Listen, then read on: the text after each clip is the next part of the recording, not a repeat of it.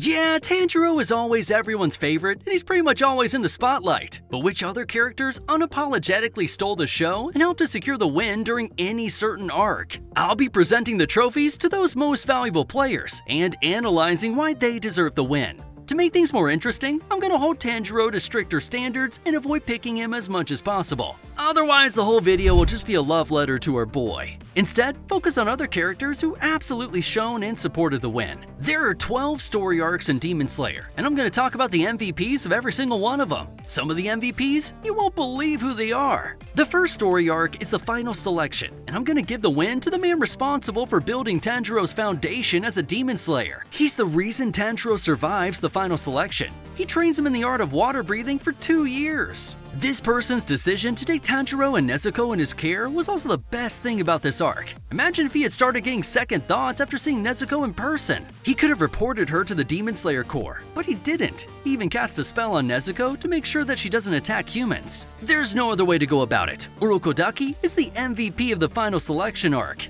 Next up is the shortest arc in the entire story. We're talking about the Kidnapper's Bog arc. It's just 4 chapters in the manga. Now, as much as I don't want to choose Tanjiro of all characters as the MVP of the least important arc, it's unavoidable. He solves the mystery of the girls that went missing, tracks down the swamp demon, and takes him out with his water breathing.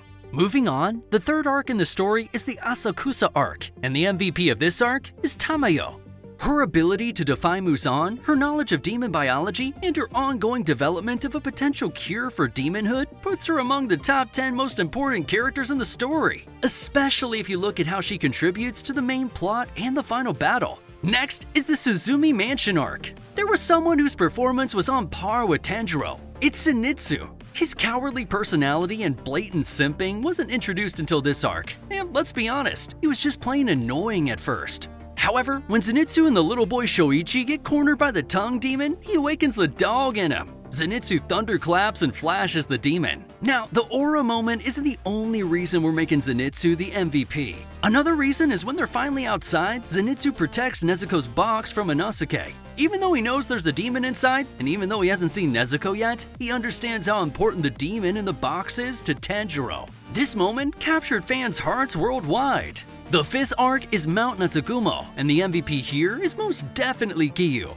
You see, Tanjiro gave everything in his fight against Rui. He even remembered the sun breathing, but it was all useless. Tanjiro and Nezuko were obviously gonna die. It was over. However, Giyu pulls up and effortlessly slashes Rui's neck with a single silent stroke of his water breathing. Before this, he also saves Inosuke from the father spider demon, and then protects Nezuko from a bloodlusted Shinobu. Speaking of Shinobu, next up in the rehabilitation training arc, you all think she's the MVP, right? Well, no. After Shinobu decides to have Tanjiro, Zenitsu, and Inosuke recover at her mansion, Aoi is the actual one who watches over them and makes sure that their recovery goes smoothly. I'd give Kanao an honorable mention because she was also super helpful during the rehabilitation. But the real MVP of this arc is Aoi Kanzaki. Plus, she also explained the concept of using total concentration breathing constantly. Next is the Mugen Train arc, and I'm sure that not a single human being would disagree with the fact that a specific donut is the MVP of this arc. Despite the fact that they were up against a top 3 upper moon and that none of them actually stood a chance, our man Kyojuro still fulfills his duty by making sure that no one dies. What we see in his fight against Akaza is like the will of fire from Naruto. He refuses to surrender, and he was so close! Kyojuro is also the first one to give Tanjiro any leads on the true nature of Hinokami Kagura. His words about setting your heart ablaze are still just as legendary as they were back when the manga chapters or the movie first came out. Now, the 8th one is the Entertainment District arc. If we assume that Kyojuro was the heart to the Mugen Train arc, then no one else but Tengen Uzui can be called the backbone and MVP of the Entertainment District arc. The fangirls also went wild with the introduction of his character in this season. We have to keep in mind that this man fought an upper moon while being poisoned half to death, he protected Tanjiro and the others multiple times, and even after his hand was sliced off, he still came back at the last second flamboyantly and kicked Gyotaro's butt. Coming up, it's the Swordsmith Village arc.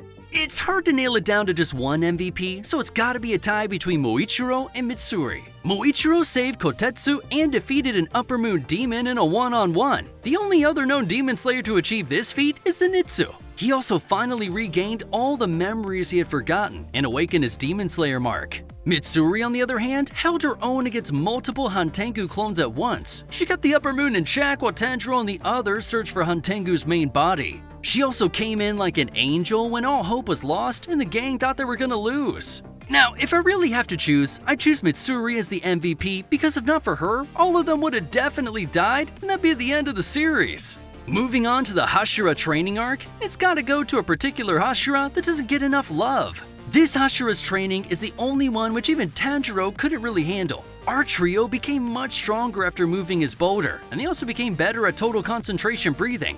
You see, the reason why Guillaume Himejima is the MVP is because of the absolute legendary way he inspires MC and the other boys. He's the absolute strongest, always the stone-hard big brother of the group, and he came in clutch during the Muzan confrontation. It's also really adorable how the rest of the Hashira always seem to be relieved whenever they see Guillaume, their reliable rock, finally arriving at the battle. We also finally learn his depressing backstory, which, by the way, you don't truly know how sad Guillaume's life really is until you watch the 10 saddest facts about Guillaume here. Now, arriving nearly to the end of the story, we have the Infinity Castle arc. This is the trickiest because we have so many characters to choose from. If it weren't for Shinobu, Doma would have killed everyone. Inosuke and Kanao were extraordinary for stalling long enough for Shinobu's poison to take effect and then actually killing Doma. Zenitsu defeated an upper moon all by himself. Giyu and Tanjiro neutralized Akaza.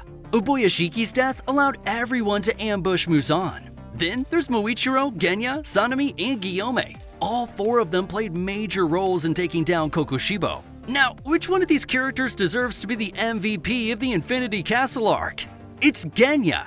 You see, just like how Shinobu created the perfect stage for Inosuke and Kanao to kill Doma, Genya played a similar role in the fight against Kokushibo. But because the battle against Kokushibo was the centerpiece of this arc, I can say that Genya's contribution was just more valuable. The Hashira gave their all in that battle, but Genya was the true deciding factor in Upper Moon 1's defeat. After consuming parts of Kokushibo, Genya gained a blood demon art of his own. He then used the last of his strength to quite literally root Kokushibo in place so that the others could relentlessly spam their attacks all over him. It was because of the opening he created that the team could defeat Kokushibo. Both the emotional weight and the tactical brilliance of his final moments make him the MVP of the Infinity Castle arc. And we finally get the Sanemi and Genya brotherly moment that we hoped for, though not in this way. The way all the characters came together for this arc was kinda like One Piece's Marineford arc in terms of epicness. Finally, we got the Sunrise Countdown arc. I'd say that there are three whose contributions are just insane and contenders for the ultimate MVP award. First, Tanjiro ultimately masters the sun breathing by discovering the 13th form, and with Giyu's help, delivers the final blow to Muzan. Second, Obanai fights even harder than Tanjiro despite going blind and without even a little bit of rest. As for the third one, it's Tamayo. Her drug aged Muzan by 9,000 years in just 3 hours. And if we're being fair, Tanjiro's sun breathing wasn't as strong as Yorichi's, which is why Tamayo's drug definitely swayed the battle outcome.